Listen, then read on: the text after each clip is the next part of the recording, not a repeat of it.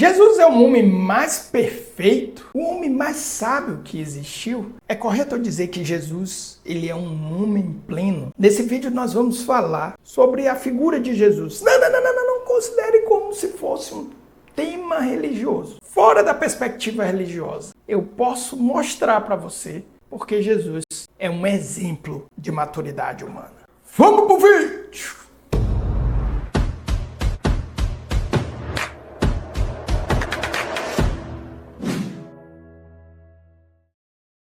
E hoje nós vamos trazer justamente alguns trechos, eu vou trazer só aqui alguns trechos que apareceram nos últimos dias, na celebração da paixão e da ressurreição, da história da paixão e da ressurreição de Jesus, né?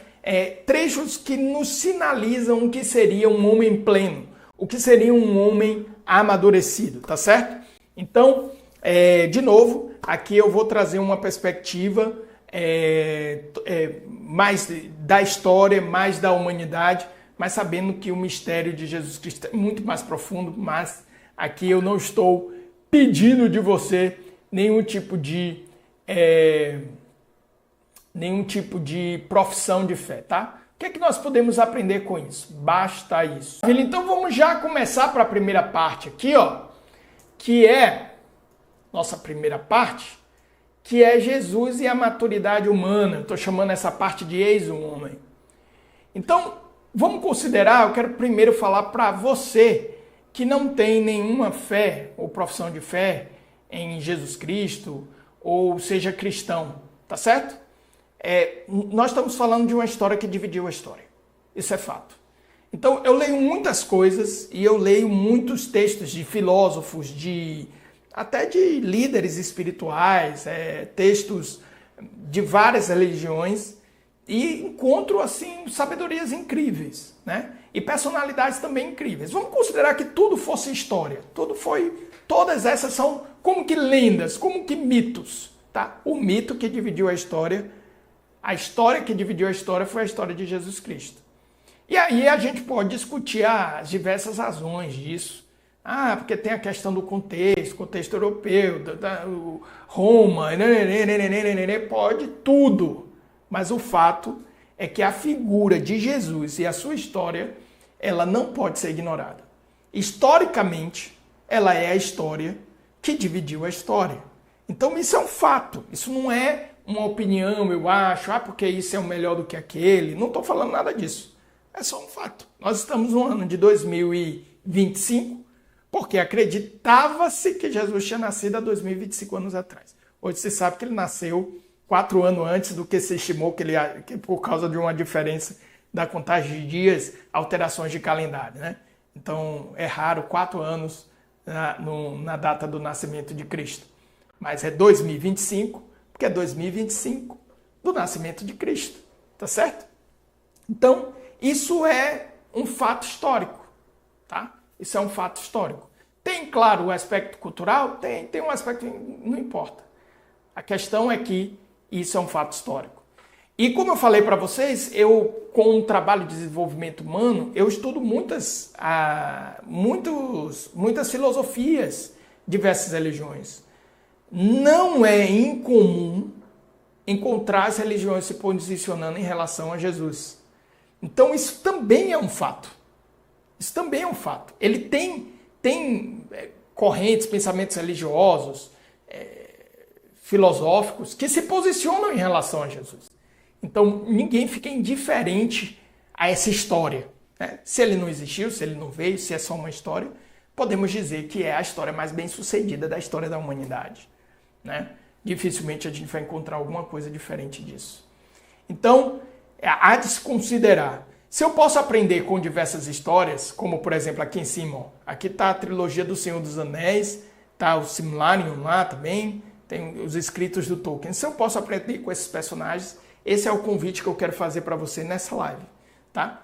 Mesmo deixando claro que eu acredito que Jesus Cristo é muito mais do que apenas uma história. Ele realmente é o Cristo e o Senhor, mas você não precisa ter essa fé. O que é que a gente pode aprender com essa figura, né?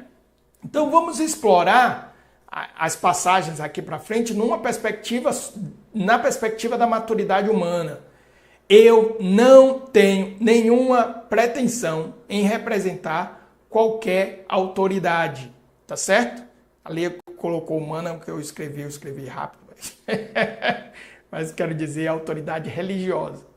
Então, não me pertence nenhuma autoridade religiosa. Então, vou trazer aqui alguns trechos da Bíblia que se o seu diretor espiritual, se o seu pastor, o padre, o seu guia espiritual disser, isso aí não tem nada a ver, então fique lá com ele, porque a autoridade religiosa está lá.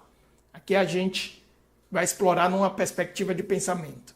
Estou fazendo esse disclaimer, tá?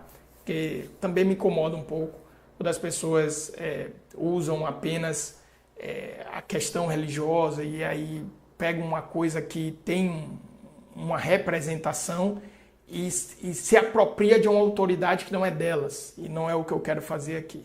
É realmente trazer um processo de reflexão sem nenhuma pretensão de representar qualquer que seja a autoridade religiosa em si, tá bom?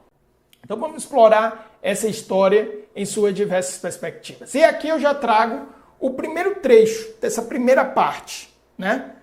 O trecho que dá um nome para essa primeira parte. Então Jesus veio para fora, trazendo a coroa de espinhos e o manto vermelho. E Pilatos disse-lhes, eis o homem. Então essa é uma passagem muito explorada, né? Nos estudos, quando se fazem na teologia, o estudo do mistério de Cristo é chamado de cristologia, e isso é uma passagem muito utilizada na cristologia, no estudo teológico desse mistério de Cristo, né? O ponto aqui é que o que essa passagem remete é o homem, o exemplo do homem. Então, essa ocorrência ela se dá depois de Jesus ele ser intercalado, ou ele ser interrogado por Pilatos, acusado pelos fariseus, que eram os próprios, em tese, eram os homens religiosos da época, que deveriam o estar esperando, né? Se ele se apresentava como Messias, aqueles homens deveriam o estar esperando, e eles mesmos tramaram a morte de Jesus. E Jesus ele assume um comportamento durante todo o período de manifestar, né, a verdade e arcar com as consequências disso. Então, conta-se a história que Pilatos ele foi resistente em condenar Jesus. E ele disse, olha, eu não encontro culpa alguma nesse homem, eu vou flagelar ele, eu vou mandar chicotear ele e vou liberar ele. E foi assim que foi feito. Só que os soldados castigaram Jesus excessivamente nesse castigo, né? E quando ele retorna todo completamente chagado, com um manto vermelho representando a realeza, o rei dos judeus, e coroado de espinho representando também a realeza, mas uma realeza pautada no sofrimento. E Herodes, Pilatos, ele apresenta Jesus como eis o homem. Então, o exemplo do homem. É interessante que tem muitas passagens na Bíblia que não é a explicação delas que me move, que mexe comigo. É a passagem em si. E uma delas é justamente essa passagem que Pilatos quer liberar Jesus, e os fariseus dizem, olha, se você liberar ele, você está sendo contra César.